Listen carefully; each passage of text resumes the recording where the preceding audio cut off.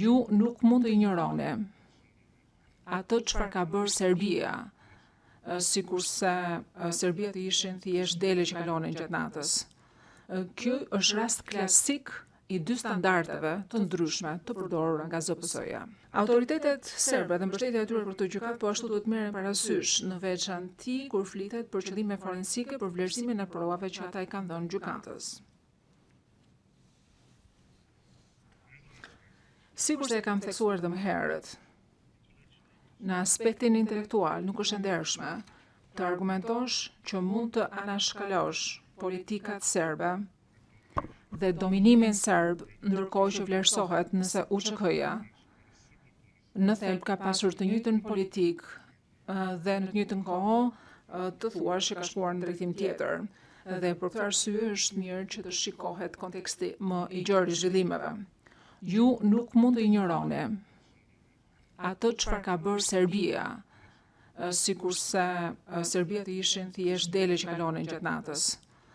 Ky është rast klasik i dy standardeve të ndryshme të përdorura nga ZPS-ja. Dëshmitë tregojnë se sistemi i apartheidit është ushtruar nga Serbia në këtë kohë. Ky është një sistem që e ka stanafillën në Afrikën e Jugut, që fatmirësisht i dha fund këtij sistemi në fillim të viteve 90.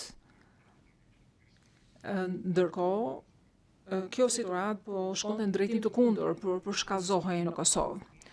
Dhe ndërkohë që autorët e veprave kërkuan pajtim në Afrikën e Veriut dhe kërkuan ndjes për atë çfarë kishin bërë, në Kosovë arkitektët serb dhe ekzekutuesit bën të kundërtën. Ata akuzuan persona që kanë vuajtur në atë sistem dhe kërkuan që këta që kishin vuajtur të gjykoheshin. Dhe në fakt, ata jo vetëm kaq, por edhe dhanë provat që kjo të bëhej.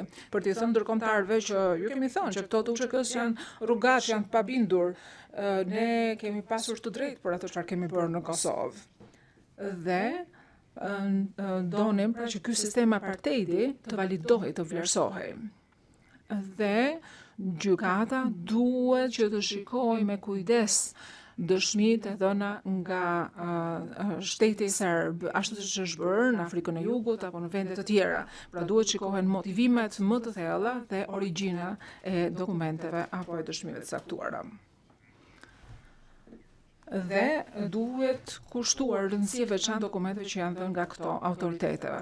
Sigurisht do cekim poshënimet dhe dokumente të tjera, duhet trajtuar gjithashtu edhe autenticiteti, zinxhiri i ruajtjes e të tjerë. Pra, kjo është një element i rëndësishëm që duhet merret parasysh, siç ka vendosur edhe dhoma e apelit, sa i takon apelit që kishte me përgjimet. Pra, është e rëndësishme që të vërtetohet për te dyshimit të arsyeshëm. Dhe sipas dhomës së apelit, është shumë e rëndësishme që të shikohen me shumë imtësi provat që janë dhënë nga autoritetet serbe lidhur me përgjimet dhe me dokumente të tjera. Ne parashtrojmë që kjo është diçka që duhet ta bëni realisht, se është tjetër gjë që ti japësh të gjitha dokumentet në grup pa vënë në diskutim asnjë prej tyre, por është tjetër gjë që të shohësh me hollësi se çfarë origjine kanë këto dokumente, çfarë autenticiteti kanë ata, dhe kjo duhet të bëhet absolutisht në shumë hollësi si punë. Ne parashtrojmë që këto dokumente nuk janë autentike. Në çdo rast, edhe nëse do shikonin pamje të parë, do të thënë këto janë dokumente të cilat nuk konfirmohen nga burime të tjera, por thjesht janë një pirg dokumente që kanë ardhur nga Beogradi dhe asgjë më tepër se sa kaq.